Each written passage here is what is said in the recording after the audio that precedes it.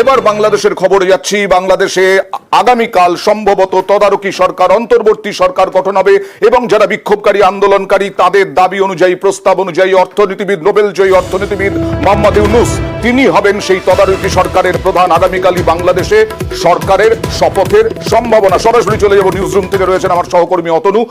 মোহাম্মদ ইউনূস হলেন, সব ঠিক হলো। মোহাম্মদ ইউনূসের অবস্থানটা কি? অনেকেই বলছেন যাদের লিস্ট করা হয়েছে অন্তর্বর্তী সরকারের তারা নাকি কট্টর ভারত বিরোধী। মোহাম্মদ ইউনূসের অবস্থান কি?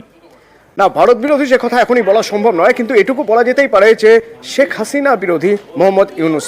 অন্তত তার বিভিন্ন বক্তব্য থেকে এর আগেও এই কথা প্রকাশ পেয়েছে এবং শেখ হাসিনা সরকারও যে মোহাম্মদ ইউনূসকে খুব একটা পছন্দ করতো না তা স্পষ্টতই বলে দেওয়া যায়। সেই জায়গা থেকে দেশের বাইরে দীর্ঘদিন ধরে রয়েছেন মোহাম্মদ ইউনূস, এরকম একজন স্বনামধন্য ব্যক্তি এবং বাংলাদেশের গর্ব বলা যেতে পারে। অর্থনীতিবিদ, শান্তিতে তিনি নোবেল পেয়েছেন এবং এত কাজ করেছেন মাইক্রো সেক্টরে, তারপরেও তিনি দেশের বাইরে রয়েছেন দীর্ঘদিন। এখনও তিনি ফ্রান্সের প্যারিসে রয়েছেন এবং প্যারিস থেকে আগামীকাল তিনি ফিরছেন। প্যারিস থেকে আগামীকাল ফিরছেন। সম্ভবত আগামীকালই তিনি শপথ নেবেন এই তদারকি সরকারের প্রধান হিসেবে এবং তার সঙ্গে আরও কেউ শপথ নেবেন কিনা এখনও সেই সিদ্ধান্ত হয়নি। তার কারণ এখনও আমাদের কাছে অন্তত এপার বাংলায় যে খবর আসছে সেই খবর অনুযায়ী পুরো নাম বা পুরো তালিকা এখনো তৈরি হয়নি। গতকাল গভীর রাত পর্যন্ত রাষ্ট্রপতি, তিন বাহিনীর প্রধান এবং ছাত্রদের যে আলোচনা হয় সেই আলোচনা থেকে এখনো পর্যন্ত সব নাম তৈরি হয়নি। তবে এটা তো ঘটনা অতনু যে সেনার কথাতেই চলতে হবে মোহাম্মদ ইউনূসের মতো একজন ব্যক্তিত্বকে। শুরুতে হয়তো সেটা হবে, তবে একটা সময়ের পরে সেটা হবে না, সেটা মোহাম্মদ ইউনূস প্রথমেই ক্লিয়ার করে দিয়েছেন। তার কারণ মোহাম্মদ ইউনূসের গতকালের বক্তব্য যদি আমরা এখন একবার শোনাতে পারি, যেখানে তিনি বারবার বলছেন বা বোঝানোর চেষ্টা করছেন যে বাংলাদেশের মানুষ সেনা শাসন মেনে নেবে না। হ্যাঁ হ্যাঁ হ্যাঁ তরু। সুতরাং এটা থেকে স্পষ্ট যে সেনা শাসনের পক্ষে তিনিও কোনোভাবে নন এবং সেনা তার উপর খবরদারি করবে এটাও তিনি কোনোভাবে মেনে নিতে পারবেন না। হয়তো শুরুতে এটা হতে পারে, কিন্তু একটা সময়ের পরে তা হবে না। কারণ মোহাম্মদ ইউনূস সেই বক্তব্য এর আগেই রেখেছেন যে সেনা শাসন বাংলাদেশের মানুষ মানবে না। তিনি নিজের উপরে রাখেননি, তিনি দেশের মানুষের উপরে রেখেছেন, দেশের মানুষ চায় না। শেখ হাসিনা বিরোধী কিন্তু ভারত বিরোধী কিনা তা এখনই বলা সম্ভব না এবং পদক্ষেপগুলো কি কি করেন সেদিকে খেয়াল রাখতে হবে। ইউনূস কি বলেছিলেন আমরা যদি দেখাতে পারি দেখাবো, না হলে ছাত্র নেতা 6 আগস্ট তিনি কি বলেছিলেন দেখাবো। আমরা প্রাথমিকভাবে আমাদের অন্তর্বর্তীকালীন সরকারের জন্য সরকারের প্রধান উপদেষ্টা হিসেবে সর্বজন গ্রহণযোগ্য নোবেল পুরস্কার বিজয়ী আন্তর্জাতিক খ্যাতিসম্পন্ন ব্যক্তিত্ব ডক্টর মোহাম্মদ ইউনূসের নাম প্রস্তাব করেছিলাম এবং আজকে মহামান্য রাষ্ট্রপতিও সম্মতি দিয়েছেন ডক্টর মোহাম্মদ ইউনূসকে প্রধান করেই অন্তর্বর্তীকালীন সরকার দ্রুত সময়ের মধ্যে গঠন করা হবে। আর এই যে আমার সহকর্মী অতনু বলছিলেন যে তিনি সেনা শাসনে থাকতে রাজি নন, সেনার উপর ভরসা করে থাকতে রাজি নন। বাংলাদেশের মানুষ সেনা শাসন মেনে নেবেন না। তদারকি সরকারের প্রধান হিসেবে শপথ নেওয়ার আগে তিনি বললেন, কি বললেন তার অবস্থান দেখুন। Army rule is always bad, always destroys whatever you got. It's never welcome to anybody. So we will be very vocal if the army continues. এই মুহূর্তে সরাসরি আবার চলে যাব নিউজরুমে প্রতিনিধি অতনুর কাছে। অতনু, বাংলাদেশের পরিস্থিতি কি এই মুহূর্তে জানতে চাইবো, আপডেট কি আছে? বাংলাদেশের বেশ কিছু ডিস্টার্বিং ছবি আমরা গত সোমবার থেকে দেখে আসছি। তবে রাজনৈতিক পরিস্থিতি যদি বলতে হয় তাহলে একটা বিষয় খুব স্পষ্ট যে এই মুহূর্তে অনেকটা অ্যাডভান্টেজ সিচুয়েশনে বিএনপি। কারণ যে দাবিগুলো ছিল তার মধ্যে একটা দাবি ছিল খালেদা জিয়ার মুক্তি এবং খালেদা জিয়া পেরালে ছিলেন। তার কারণ তিনি দীর্ঘদিন ধরে অসুস্থ। যেহেতু তিনি অসুস্থ, সুতরাং তার ছেলে অর্থাৎ তারেক রহমান অ্যাক্টিং চেয়ারম্যান হিসেবে বিএনপির কাজ করছিলেন, কিন্তু তিনিও দেশে থাকতে পারেননি। তার কারণ দেশে থাকলে তার বিরুদ্ধে অভিযোগ ছিল তিনি শেখ হাসিনাকে মারার চক্রান্ত করেছেন, তাই তাকে বিদেশেই থাকতে হতো। দেশে থাকলেই তিনি গ্রেপ্তার হয়ে যেতেন।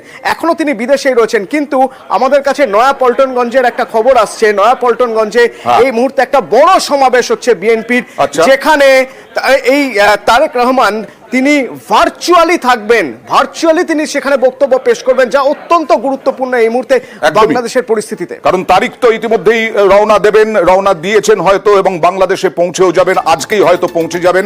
আর যা দেখা যাচ্ছে এখানে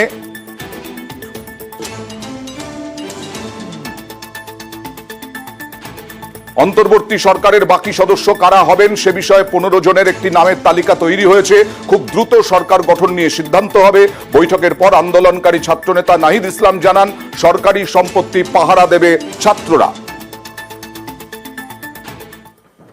সরকারি স্থাপনা, রাষ্ট্রীয় সম্পদ এবং আমাদের যে সংখ্যালঘু সম্প্রদায় রয়েছে তাদেরকে রক্ষা করতে হবে এবং পুলিশ বাহিনীকে, আইন শৃঙ্খলা বাহিনীকে পুনর্গঠনের মাধ্যমে দ্রুতই জনগণের মধ্যে শান্তি শৃঙ্খলা ফিরিয়ে আনার জন্য নিয়োগ করা হবে এবং দেশের আইন শৃঙ্খলা বাহিনী ফিরে আসা না পর্যন্ত আমাদেরকে সবাইকে সতর্ক থাকতে হবে এবং আমাদেরকে এই যে কোনো ধরনের নাশকতা যাতে না হয়, লুটপাট যাতে না হয়, সেজন্য ছাত্র জনতাকে পাহারা দিতে হবে, সতর্ক অবস্থানে থাকতে হবে।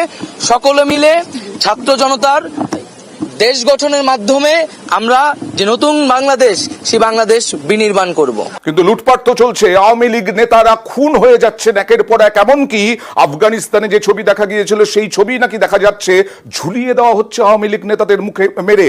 অতনু, এই পরিস্থিতিতে শেখ হাসিনা তিনি তো চলে গেলেন দেশ ছেড়ে, তিনি এখন দেশেই আশ্রয় নিয়েছেন। এদেশে কবে, কোথায়, কিভাবে যেতে পারবেন, কি সিদ্ধান্ত এখনো পর্যন্ত, কি অবস্থান? অত্যন্ত গুরুত্বপূর্ণ একটা জায়গা এবং এখানে মনে রাখতে হবে ভারতের অবস্থান কি, সেই দিকেই সবাই নজর রেখেছে। কারণ ভারতের অবস্থানের উপর নির্ভর করছে তিনি আমাদের দেশে কতক্ষণ থাকতে পারবেন। তবে এমনই লুটপাটের কথা বলছিল অয়ন্ত, আমি দুটো লাইন অ্যাড করে দিতে চাই। ঢাকার বিভিন্ন জায়গা থেকে এখনো পর্যন্ত লুটপাট এবং ছিনতাইয়ের খবর আসছে এবং কুষ্টিয়ার কারাগার থেকে জেল পালিয়েছে 40 থেকে 50 জন বন্দী। এই মুহূর্তের আপডেট খবর আমরা জানতে পারছি। আর শেখ হাসিনার কথা বলছিল অয়ন, শেখ হাসিনা আমেরিকায় যেতে পারবেন না, শেখ হাসিনাকে ব্রিটেন এই মুহূর্তে যেতে দিচ্ছে না, তাহলে শেখ হাসিনা যাবেন কোথায়? সেই সিদ্ধান্ত শেখ হাসিনার উপর ছেড়েছে ভারত। ভারত আপাতত সেফ হাউসে রেখেছে, কিন্তু কতদিন রাখবে সেটা এখনো পর্যন্ত বলা যাচ্ছে না। একটা বন্ধুত্বপূর্ণ সম্পর্ক পড়শি দেশ, সেই পড়শি দেশের সদ্য প্রাক্তন রাষ্ট্রপ্রধান তিনি রয়েছেন। যা জানা যাচ্ছে ইউরোপের কোনো দেশে তিনি যেতে চান এবং সেখানে তিনি খুব দ্রুতই হয়তো চলে যাবেন, হয়তো 24 ঘন্টার মধ্যে সিদ্ধান্ত নিতে পারবেন। ফিনল্যান্ডের নাম শোনা যাচ্ছে এখনো পর্যন্ত। একেবারে এর আগেও শোনা গেছিল ফিনল্যান্ডের নাম, সুইজারল্যান্ডের নাম, ব্রিটেন না করে দিয়েছে, আমেরিকাও না করে দিয়েছে। পড়শি দেশের অবস্থা নিয়ে বরাবরই সোচ্চার হয়েছেন, পথে নেমেছেন। তার সঙ্গে যিনি তিনি হচ্ছেন আজমেরি হক বাঁধন, বাংলাদেশের অভিনেতা। তার সঙ্গে আমরা কথা বলেছিলাম। তিনি বলেছেন বিশৃঙ্খলার ভুয়ো খবর ছড়ানো হচ্ছে, বাংলাদেশের সাম্প্রদায়িক সম্প্রীতি অটুটি থাকবে। গত 15 বছরে তিনি এমন একটা সিস্টেম তৈরি করেছেন যেখানে তার লোকরাই রয়ে গেছে, সেটা সামরিক বাহিনীতে হোক, সেটা আমাদের মাননীয় প্রেসিডেন্ট হোক, মাননীয় স্পিকার হোক, প্রত্যেকটা মানুষই কিন্তু আসলে তারপরে কথা বলেছে। এবং আমাদের কাছে এটা খুবই সন্দেহজনক যে কেন সামরিক বাহিনী কিংবা পুলিশ এই সরকার পলায়ন যখন করেছেন তখন কেন আইন শৃঙ্খলা রক্ষা করার জন্য তারা মাঠে নামেনি। এখানে কি তাদের অন্য কোনো প্ল্যান ছিল কিনা যে এই ধরনের নাশকতা করে তারা এটা দেখাতে চায় কিনা উনি যখন থাকছেন না তখন নৈরাজ্য আরো তৈরি হচ্ছে, সেটাকে একেবারে ভেঙে গুড়িয়ে ভেস্তে দিয়েছে আমাদের ছাত্র জনতা। গণভবনে যেই লুটপাট হয়েছে সেই মালামাল ফেরত দিয়ে যাচ্ছে মানুষ, গণভবন পরিষ্কার করা হয়েছে, সংসদ ভবন পরিষ্কার করা হয়েছে, রাস্তাঘাট পরিষ্কার করছে, ট্রাফিক কন্ট্রোল করছে। আর অবশ্যই আমাদের এখানে সাম্প্রদায়িক একটা সম্প্রীতি থাকবে। আমি বিশ্বাস করি, বাংলাদেশের মানুষ বিশ্বাস করে, যারা বাংলাদেশে জন্মেছে বাংলাদেশটা তাদের সবার, আমরা সবাই বাংলাদেশী। আমি এইরকম একটা রাষ্ট্র ব্যবস্থা দেখতে চাই যে রাষ্ট্র ব্যবস্থায় আসলে কোনো রকমের বৈষম্য থাকবে না এবং এই ছাত্রদের স্পিরিটটা যদি আমরা কাজে লাগাতে পারি, তারাই পরবর্তীতে আমাদের লিডার হবে, তারাই আমাদের আসলে পথ প্রদর্শক। আমরা তাদের সাথে আছি এবং সাথে থাকবো।